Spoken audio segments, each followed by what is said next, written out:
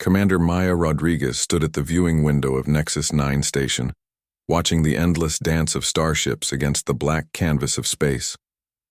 30 years since humans had joined the galactic concordat, and still they were treated like children who had wandered into the adults' room.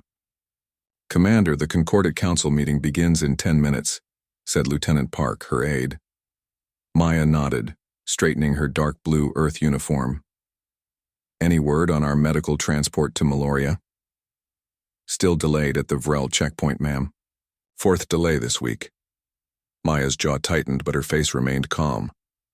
Earth had learned long ago that showing anger only gave the alien species more reason to call humans emotionally unstable and diplomatically immature. The council chamber was a grand room with 17 seats arranged in a circle. Earth's seat was smallest, positioned lowest among them. The Vrel representatives sat highest, their insect-like bodies gleaming under the lights as they clicked their mandibles in private conversation. Ambassador Tekel of the Vrel noticed Maya entering and raised one clawed appendage. "Ah, the human observer arrives. We were just discussing the unfortunate delay of your medical shipment. Perhaps your pilots require additional training in our transit protocols?" Several other alien representatives made sounds that humans had learned to recognize as laughter. "Our pilots followed all protocols exactly, Ambassador," Maya replied evenly, "just as they did for the previous 3 shipments that were also delayed. The Melorian colony is suffering, and those supplies—" Ambassador Zuccatal of the Dravity cut her off with a wave of his tentacle. "The Council has more pressing matters than supply logistics to a minor colony. The Vrel delegation has proposed new resource allocation standards that require our immediate attention." Maya took her seat, activating her datapad. On it was a message marked urgent from Earth Intelligence. The medical transport hadn't just been delayed, it had been sabotaged. Attached was video evidence of Vrel agents tampering with the ship's navigation systems. For 3 decades, Earth had been contributing technologies, solving problems, and respecting the Concordat's rules. For 3 decades they had endured dismissal, condescension, and outright sabotage. "Before we proceed," Maya said, rising from her seat, "I wish to present evidence that our medical transport was deliberately sabotaged."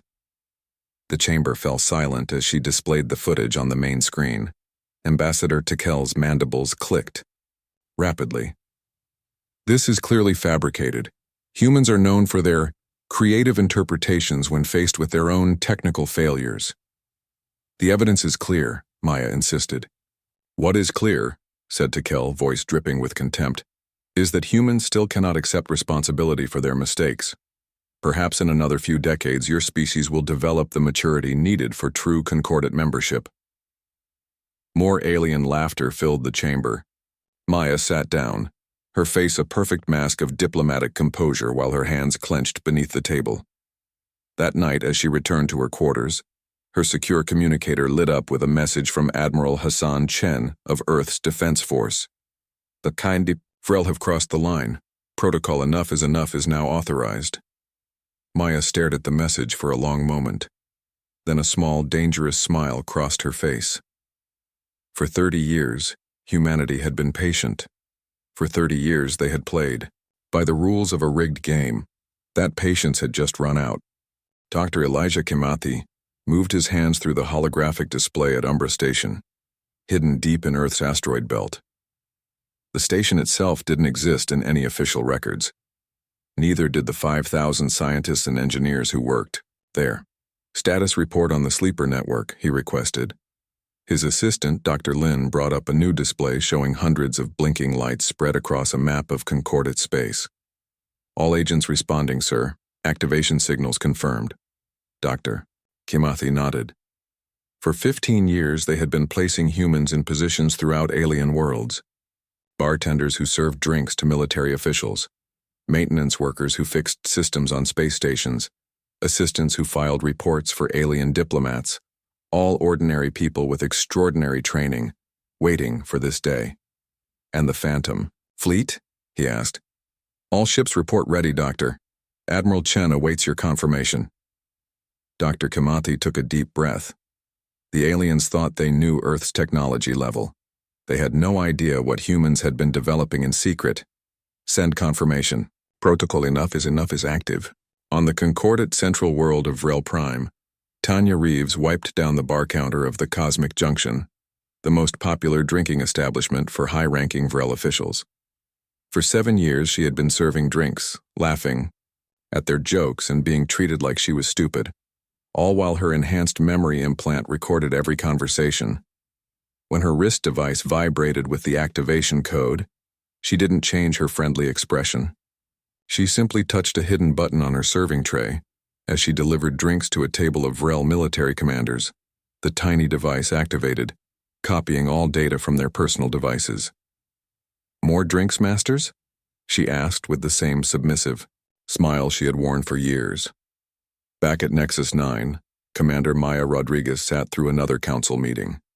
The Vrel ambassador was giving a long speech about how younger species needed guidance from more evolved civilizations. "The natural order requires hierarchy," Tikel was saying. "Some species lead, others follow.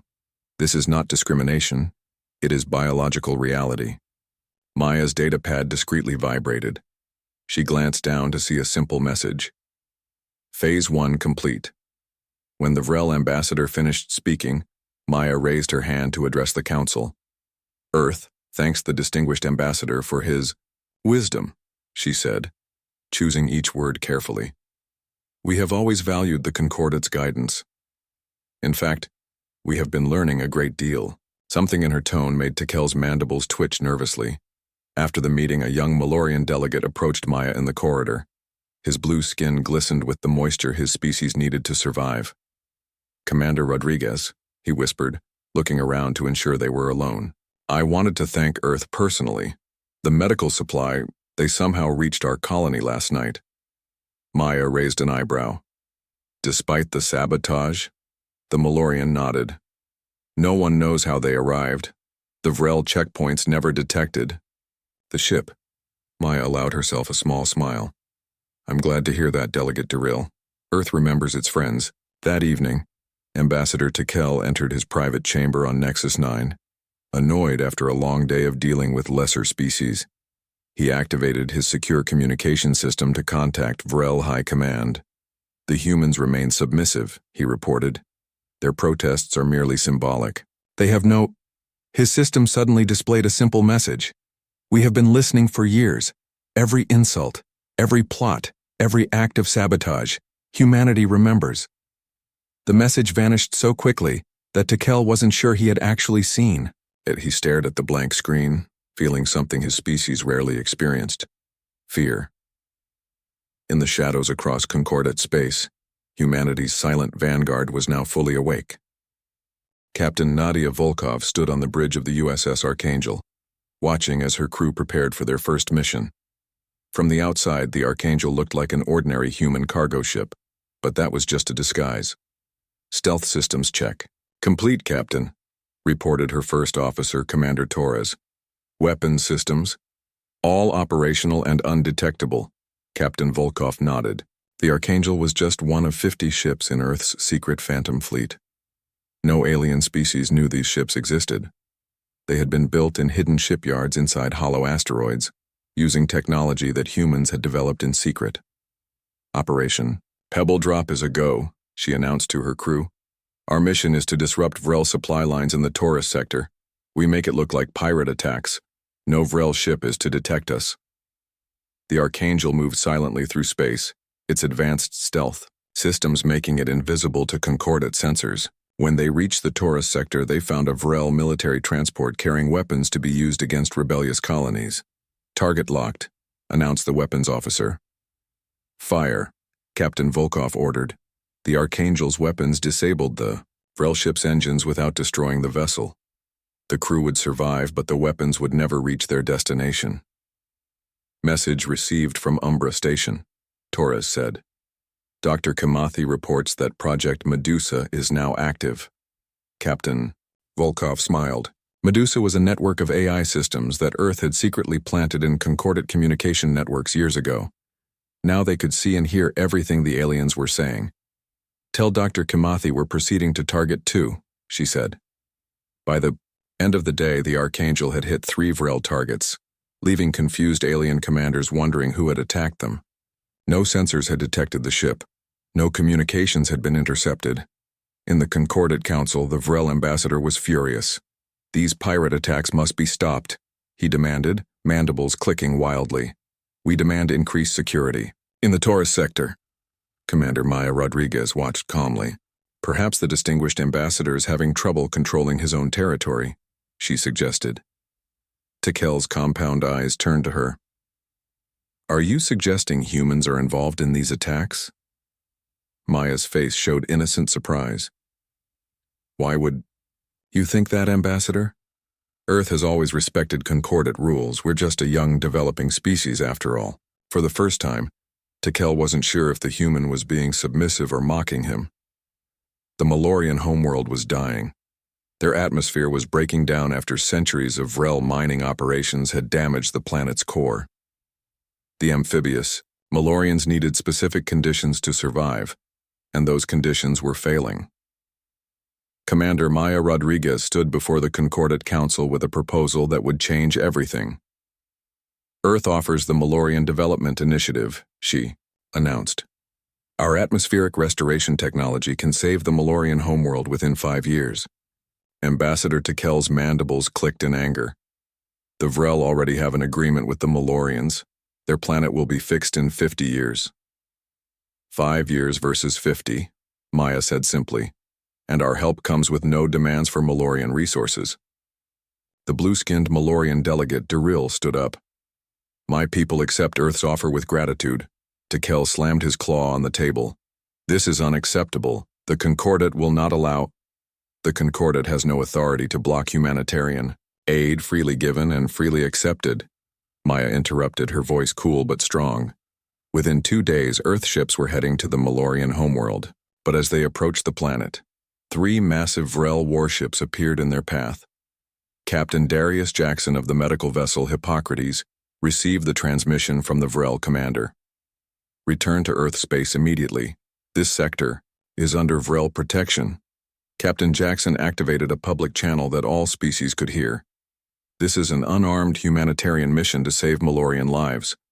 Any hostile action against us will be considered an act of war against Earth. The Vrel commander laughed. We will not fire on your ship, human. We will simply fire near it as a warning. A Vrel energy weapon fired, aimed to pass close to the Hippocrates. But something unexpected happened. A defensive shield that no one knew humans possessed automatically activated, neutralizing the shot. The shield disappeared as quickly as it had appeared, leaving the Vrel commander staring in shock. In the Concordat Council, Maya Rodriguez received news of the incident and smiled at the Vrel ambassador.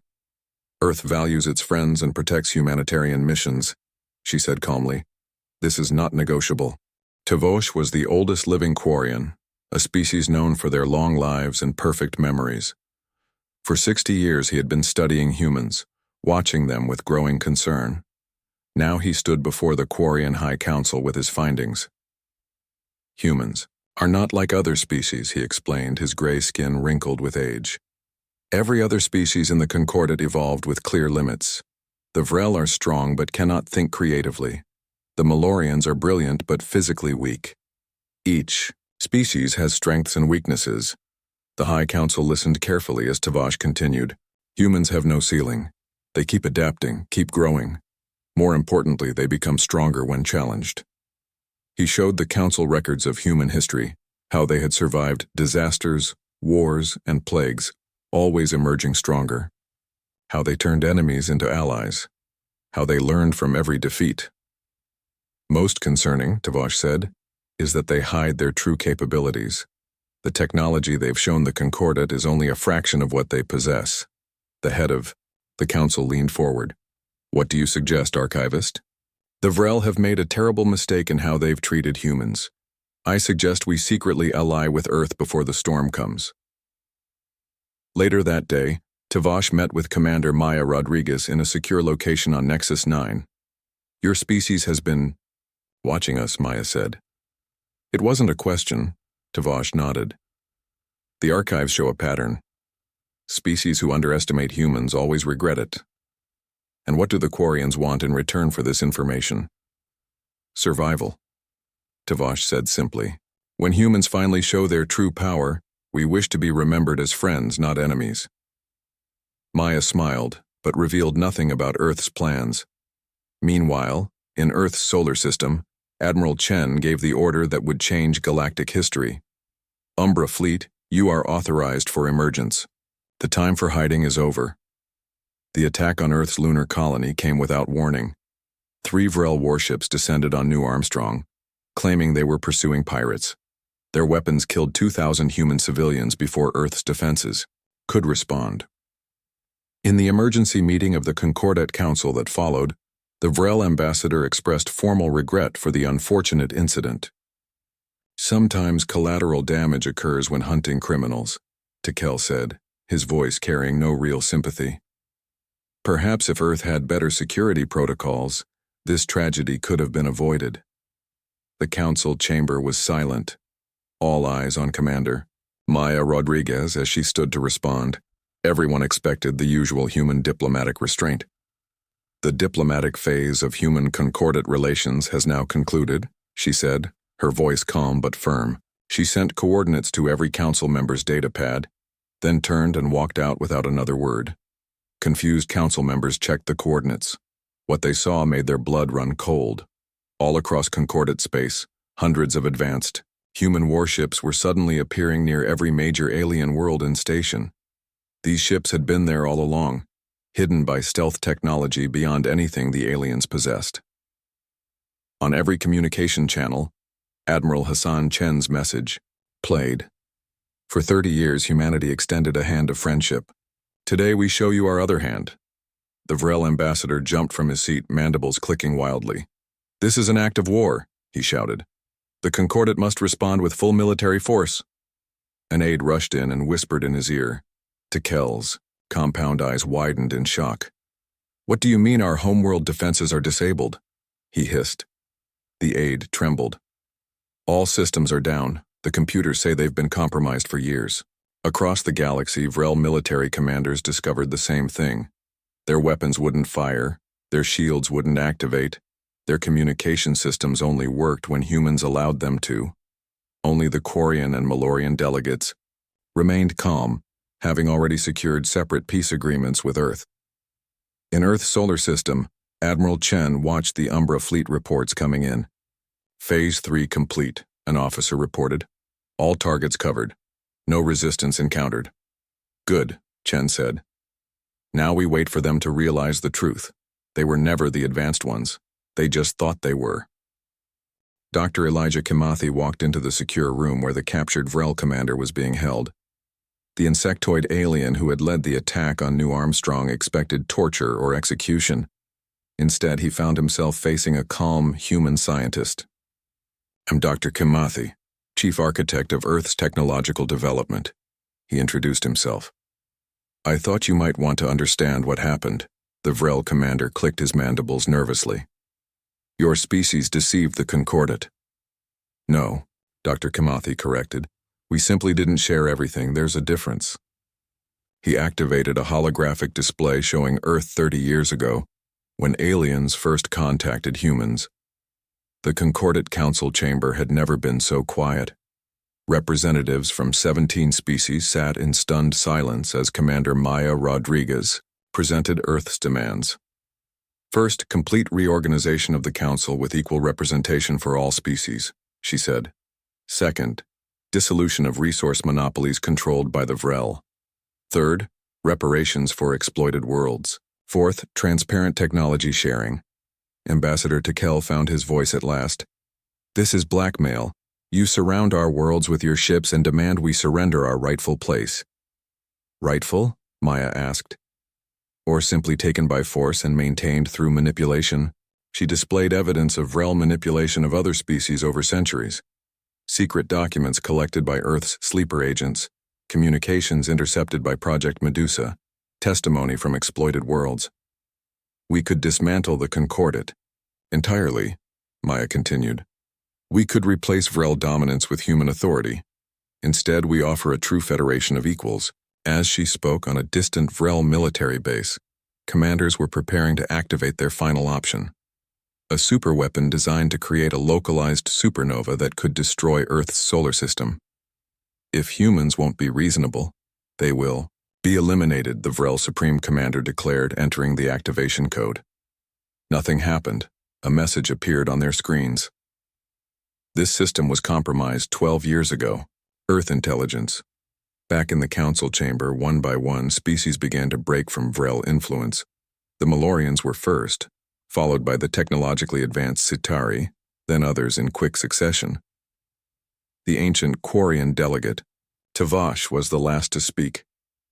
The archives warned us, he said, his voice carrying the weight of millennia of wisdom.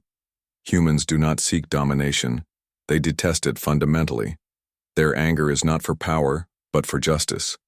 This is why they are more dangerous than conquerors. Maya looked around the chamber. The choice is simple. Join us as equals or face us as opponents. Earth prefers the first option, but we are prepared for the second. Our leaders debated how to respond to the Concordat, he explained. Military leaders wanted immediate technological independence. Diplomats wanted integration. We chose a third path, Project Janus. The display showed Earth's two-faced strategy, presenting a cooperative front while developing autonomous capabilities in secret. Every time your species dismissed us, we learned. Every time you blocked our advancement, we found another way. We developed technologies you never imagined possible. The hologram showed massive antimatter production facilities hidden in Jupiter's moons, quantum computing arrays that could predict fleet movements with incredible accuracy, and biological systems that could transform planets in months rather than centuries. We never wanted conflict, Dr. Kamathi said softly. We wanted to be treated as equals, that's all. Admiral Chen entered the room and stood beside Dr. Kamathi. You mistook patience for weakness, the Admiral told the Vrel commander. Diplomacy for submission, restraint for inability. The Vrel's compound eyes studied the two humans. What will you do with us now? That, Admiral Chen said, depends on whether your species can learn what we had to teach ourselves long ago, how to cooperate with those who are different from you. Captain Nadia Volkov of the Archangel looked out at the former Vrel military outpost, now transformed into a multi-species scientific hub. Scientists from 12 different species worked together, sharing knowledge that had been restricted for centuries. Quite a change in just 2 months, commented Tavash, the Quarian archivist who had been assigned as cultural liaison. Change was always inevitable, Captain Volkov replied. The Vrel just tried to prevent it for too long. As they walked through the station, Tavash shared his observations about humanity. Your species defeats enemies by turning them into allies, whenever possible. No other predator species in our records evolved this trait.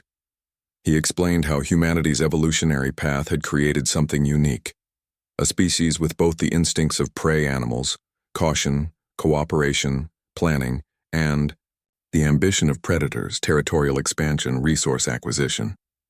Most fascinating, the old Quarian continued, is how you developed technology. Every other species pursued weapons first, then adapted them to peaceful uses. Humans often did the opposite, finding ways to turn peaceful technology into weapons when needed. At Umbra Station, Dr. Kamathi was meeting with scientists from various species to begin sharing Earth's advanced technologies. Why did you hide these advancements? Asked a Citari scientist examining a quantum communication device. Technology without ethics is simply sophisticated destruction, Dr. Kamathi explained. We withheld these advances not from selfishness, but caution. We needed to know they would be used wisely. On Nexus 9, now headquarters of the newly formed Stellar Federation, Maya Rodriguez found herself approached by young diplomats from various species. How did humans maintain such patience while being treated so poorly? Asked a young Dravidi. Diplomat Maya smiled. We were never patient, we were planning, there's a difference. Across formerly Vrel-controlled space, humans worked alongside other species to rebuild and reshape. The Vrel themselves had retreated to their home system, their empire collapsed, their power broken. Admiral Chen, watching reports from across the galaxy, nodded with satisfaction. Not bad for a young developing species, wouldn't you say? 5 years had passed since the reformation of the Concordat into the Stellar Federation. The 17-member species had begun a genuine renaissance of culture and technology. Former client species now contributed innovations that astonished everyone. Earth had become the diplomatic center of the Federation, but not its ruler. Humans had insisted on a rotating leadership system where each species took turns guiding policy. Admiral Chen, now ready to retire, addressed a gathering of Federation representatives on Earth. 5 years ago, we revealed our true capabilities, because we had no choice, he said. The attack on New Armstrong showed us that continued patience would be mistaken for weakness. He looked around at the diverse assembly of species. But what matters is not what we did when angry, but what we built afterward. Remember what brought us here. Not human dominance, but human refusal to accept dominance by others. The moment we become what we overthrew, we lose what makes us human. The assembly applauded as Chen stepped down from the podium, making way for the new Federation Council leader, a Malorian whose people had been saved by human technology. Later that evening, Maya Rodriguez stood with Tavash on an observation deck overlooking Earth.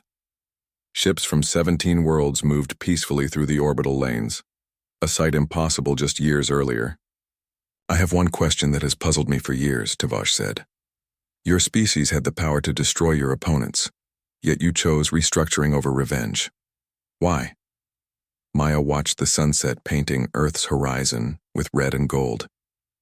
Anger was never our greatest strength, she replied. Anger just showed you we had reached our limit. Compassion after anger, that's the true human power. She turned to face the ancient archivist. We remember those who helped us when we were weak, just as we remember those who harmed us. No species will ever forget the moment humans finally lost their temper, but what matters more is what we built after our anger cooled. As the stars began to appear above Earth, Tavash made a final entry in the Quarian archives. The most dangerous species in the galaxy is not the one that fights most fiercely, but the one that makes fighting itself obsolete. This is the legacy of humanity. In the vast chamber of the Federation Council, representatives from 17 worlds were discussing plans for exploration beyond known space. Sensors had detected signs of another intelligent civilization in a neighboring galaxy. Maya Rodriguez, now Earth's senior diplomat, listened to the debate about first contact protocols. She smiled, remembering how differently her own species had been welcomed. This time, she thought, we'll do better. And across the galaxy the story was told again and again of how humanity endured, how humanity planned, and what happened when humanity finally lost its temper. It was a story no species would ever forget.